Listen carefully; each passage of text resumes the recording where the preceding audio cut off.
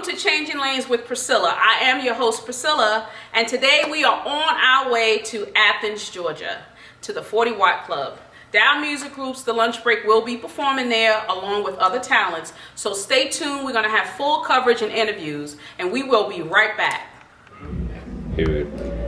Hi, welcome to Changing Lanes with Priscilla. I am your host tonight, Priscilla, and we are at the 40 Watt Club in Athens, Georgia, where the lunch break has performed. Let's go ahead and ask some questions and see how the performance went. So guys, you know the lunch break. I go by the name of JDG. Mike C's. So tell me, guys, how do you think your performance went tonight? I think it was dope. It was a real good vibe. The energy was it was real smooth. It was real smooth. You know, we actually, this is the first time we performed a lot of those songs. It was it's off our new EP called Moonwalking on the Sun, and we think it went off real good, really well. Okay. Yeah, we just try to do what we always do, be awesome. So I think it went across pretty good. So yeah. Okay. Awesome. Yeah, I felt pretty awesome. Okay. It was kind of an intimate crowd tonight. What do you guys think about that? You guys rock anytime, whether it's an intimate crowd or a large crowd. How do you guys feel It's about not the first time we've had a small crowd. You know, like coming up, you see the crowds get larger, smaller, and it fluctuates. But we knew what to do. Yeah. Like we kept the interaction between us going pretty decent, and crowd participation as best as we could when we did ask for it. So. And me, like my perspective on it, I think it's benefits to both. You know, there's benefits to that big crowd, and because you get super energized when there's thousands of people out there in front of you. But there's also benefits to an intimate crowd because you can build relationships with the people that you're performing to. You can look at each individual, and see what this person is doing, what that person is doing, how your music is affecting each individual in the building. So, it's fun either way. It's all love. Okay. So what do you guys got planned for 2012? I mean, you got a single coming out, and now you guys are working on an album. Right. Tell us a little bit about that. Oh yeah, it's more lunch break. And lunch break is always innovation. We're always moving forward, looking forward, and our mission statement is to bring people together. We put people in the same room. They wouldn't normally be in the same room as each other. Exactly. Like, Give people a common ground. So somebody on this side, who might listen to alternative rock, indie, electronica, they'll like us, and then someone who listens to hip hop, R&B, they can say, oh, we like the lunch break too, and then they can become friends. So it's really all about, we make music for the sake trying of to unify people, basically. Like, yeah.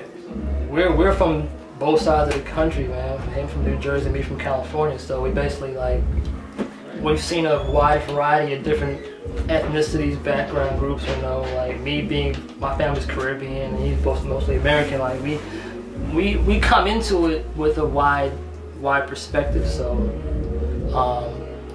the trick is really creating music to harness that experience and bringing it together. So just the most fun we have with the music is making it, really just that whole trial and error process of stumbling upon some stuff that works, a lot of stuff doesn't work, but it's fun regardless. So. Right. So in 2012, to answer your question, what you can expect is more of that, bigger and better. More. We're learning as we go along. We're always evolving. So for the singles, for the albums, everything you hear from us coming up in 2012, expect more great music at the end of the day. Exactly. So let me ask you last question. What advice would you give? It's everyone always say this on interviews about how hard it is for artists to get out there. Tell us exactly what would you expect? What would you tell them to expect as far as a team? How the team should be in order for that artist to actually bring their project together. You know what I'm saying? It's hard when you do it by yourself sometimes. But then if you have that solid team, what advice would you give them as far as what role would they take into getting their project out with or without a team? All right. Well, if you're with a team, the one thing I can say from jump is if you're in any team, whether it's a duo, trio, whatever number of people, it's all about mutual respect. It's all about mutual respect. And that's what me and Mike C's have. Like, I respect what he does to the fullest. Like, I think he's the greatest. He respects what I do to the fullest. He thinks I'm the greatest. Sometimes I think he's the greatest. Sometimes. But that's this guy's the truth though. You know, and that's why it works. If it's not that kind of relationship, and don't get me wrong, there's always going to be a competitive thing to a group, and that's why being in a group is good, because you make each other better. Exactly. But, you know, you don't ever want to have a situation where it's people stepping on each other's toes. You got to be willing to play a position if you're on a team. You can't be every position. Yeah, because you guys write and you do your own music together, produce and all of that. It comes together easy because, like, just like you watch sports, you know, certain, like, the teams that win usually are the teams that understand, okay, it's clutch time, fourth quarter, you got 3 seconds on the clock, who do I pass the ball to? You're not going to pass it to the person who's their best job on the team is rebounding. You want to pass it to the person you know, like, when he's under pressure, that it has the most percentage of making that basket. That's kind of like how our dynamic is. If I know I create a song, but it's usually like, dang, I'm not really coming up with something right now, I'm not going to just hog it because I want to be the one to take the glory. I call Jared, like, yo, JG. So there's no ego. That's the first thing with a team. Like, you have to leave the ego. There can't be no ego. Don't even have it. This is my brother right here. Like, there's no. I call him up for every advice. So like, yo, what do you feel about this situation, or outside of music? And the whole thing about how I feel new artists should have as a team. Don't even look at it as a team. Like, look at it more like a family. Like, how would you want your family unit to be? How would you treat your brother, your cousin? Like, move that way. And then you'll start to see things develop more naturally and have a more longevity that way. So.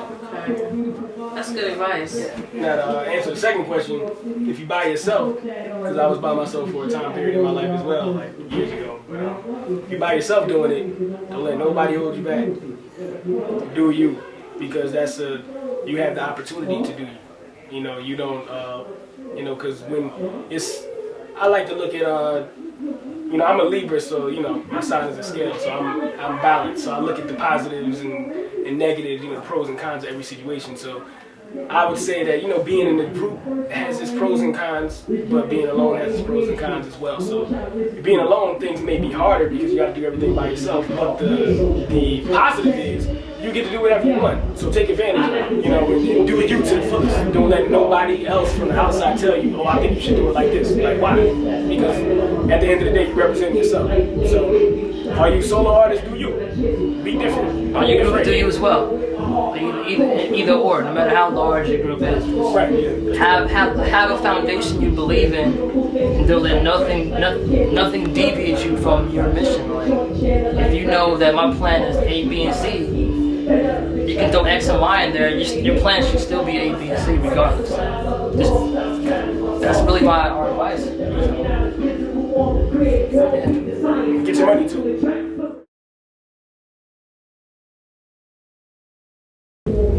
Hi, we're back at Changing Lanes with Priscilla, and I am your host, Priscilla, and we're at 40 Watt Club where the Lunch Break had performed, and they had a DJ.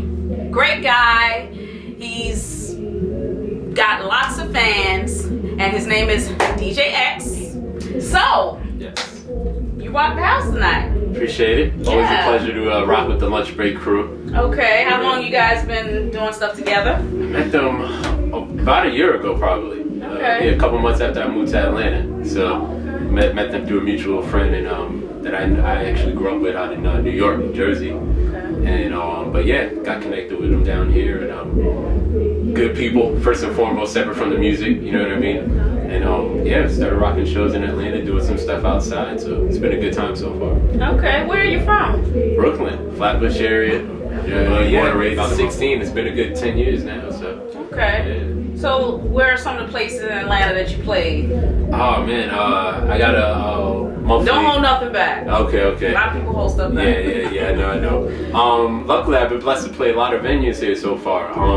Everything from a lot of Midtown spots, from Sutra to the W on 14th Street, which we got an amazing party there Friday nights. To one of my favorite places is called Posh. It's a little bit more north to the old Club Europe, over by 285, but it's a promoter group called Absolute. It's incredible energy in there, any music, big Latin crowd too, so I get to tap into my Latin roots too, and being from Puerto Rico, my parents and all that. But Phillips Arena, did get a couple gigs there as well, and business motivation type deal. I wasn't motivating anybody, well, through music at least, but though I could have gave a speech if I needed to, but I didn't tap into that side of DJX. But man, just tons Halo over there in Midtown as well. We're right under the Biltmore, and but I could keep on going. So yeah, quite a few venues here.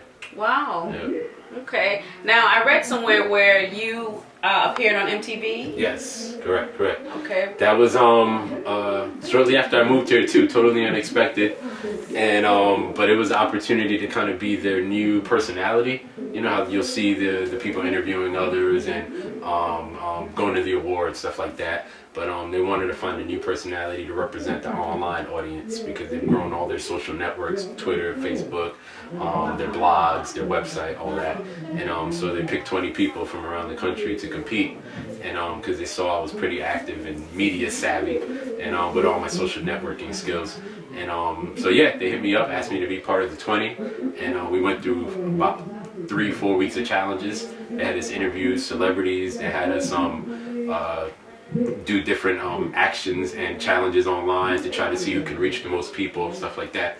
And I made it to the top 5. They flew me out to New York for a week, and we got to hang out in the headquarters, MTV headquarters in Times Square for that week, and get to meet all the execs, all the producers there, and do one last week of challenges, and it finished up and wrapped up with a live finale on live TV where all the MTV viewers got to vote in.